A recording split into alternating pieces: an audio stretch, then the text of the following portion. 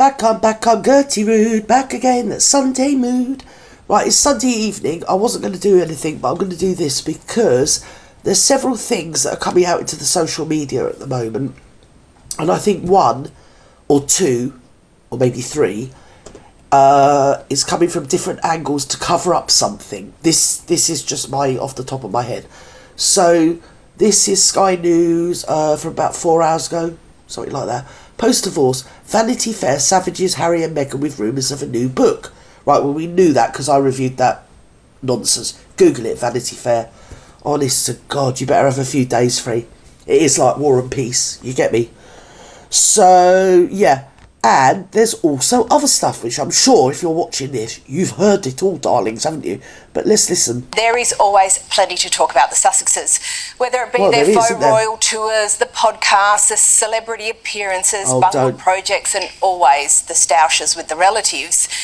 And there have been some pretty spicy allegations over the years. I know, I'm having flashbacks already. Spicy allegations. Spicy allegations. But come January 2025, and Vanity Fair has entered the chat. Oh. And it's blistering. Oh. A long-form expose I did not see coming. I heard. There is this. A few years ago, a rumour began circulating around the book world about another prospective project for Meghan. This story, which a person with knowledge can... Oh, a few years ago, a rumour began circulating around the book presenting Meghan Markle. Something or other. And I don't think we're talking about The Bleeding Wench, or Stench, or whatever it was, that other hooky book. Oh! So... is this an incoming imminent? Is it, darlings? Because we're also hearing from other angles, from reputable people that I love, like your Lady C, the great Lady C. And I am genuflecting when I utter those words. So, yeah, is this happening? Is something going, over here? I think we're having a bit of a PR war. You know, darlings, we are. And they're doing a bit of sabre rattling. Yes. They just do it. It's all very, pussy. But, do you get me? Something's happening. Because he's coming over here. He wants something for nothing as usual. And we got all this coming out about the children. And allegedly, according to people that should, do know. I don't want to say. But you know what I mean. People, Lady C, and her people have heard it be said from people that know that certain people's titles may be removed if certain things aren't proved to be true. And then there's this. There's that, isn't there? So... firms the broad details of was that Meghan's team had a conversation with a publishing house to gauge interest in the idea for a potential book. The concept, for which there was no written or formal proposal, was post-divorce. Post-divorce. Not a general book. Not a general book on life about marital dissolution, or one about Meghan Markle's past experience.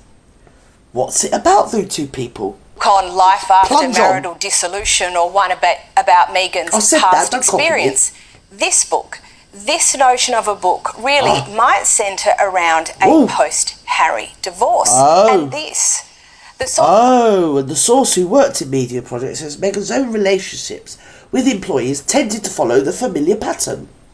She would be warm and... well, we've done that. I've done that yesterday. We've done all that, haven't we? We know she's fake as, So, what I'm saying to you is somebody over there rattling a little sort of metaphorical sabre, social media-wise, and she's getting a big old shit show thrown straight back at her by the British establishment, which includes a lot of the right-wing media and the aristocracy. That's all I'm saying. I'm not saying any more than that. And I'll tell you another thing while I've got you here, right? I remember reading an account of Michael Jackson. You remember Michael Jackson, don't you? And all that hullabaloo where he adopted the kids or whatever he did, right? Was it Debbie Rowe? That one. So, if you read the account, if you can Google it, which he himself wrote or made it be known in the media, that he went down and he picked up the baby. He was so excited. You can imagine, can't you? Do you know what I mean? I mean, before the children, he used to have a chimpanzee, didn't he? Say no more. So anyway, and the baby was born, and within 2 hours he was back at Wonderland.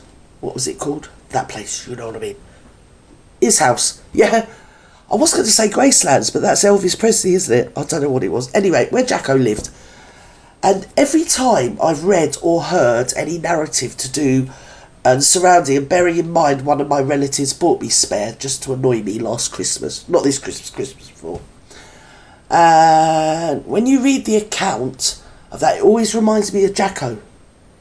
His account of when he went to pick up, was it Prince, the first child? I'm sure it's because the first one was, it was headlines all over the world if you look at it. Just Google it. Don't take my word for it. I don't know what I'm on about. Anyway, I've been a bit sort of laid up, so hopefully I won't be laid up tomorrow and I'll do some parodies for you guys. I'm going to love you and leave you. I don't think I'm going to plough more into Vanity Fair. If you Google Vanity Fair, it will come up yourself. And yeah, if you can't get to sleep, try that. It works. Trust me, it works. Definitely works. I'm going to do this, and hopefully it's going to let me. I'm going to go back up and then go like that and go like that and go like that. And now I'm going to say, wherever you are in the world, good afternoon, good evening, good morning, good night. And I love you all. Each of you, 6,008 individually. Yes, you'll always have a place to stay if you come to Britain. Love you all. Bye.